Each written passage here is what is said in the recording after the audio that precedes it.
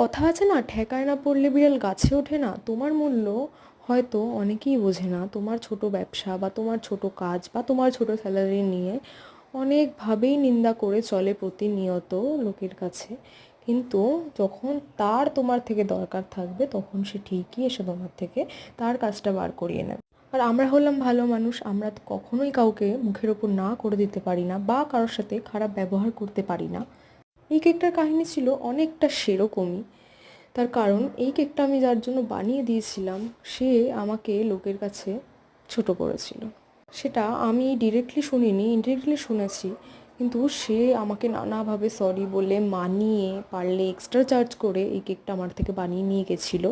তার কারণ তার কাছে বাধ্যতা ছিল যে তার বাচ্চা আমার থেকেই কেক নিতে চায়। যাই হোক, আমি তো আর অর্ডার ফেলে দিতে পারি না। এই দেখো, এটার 3 পাউন্ড একটা এগলেস কেক ছিল। তোমাদের কেমন লাগলো অবশ্যই আমাকে কমেন্ট করে জানাবে। Thank you.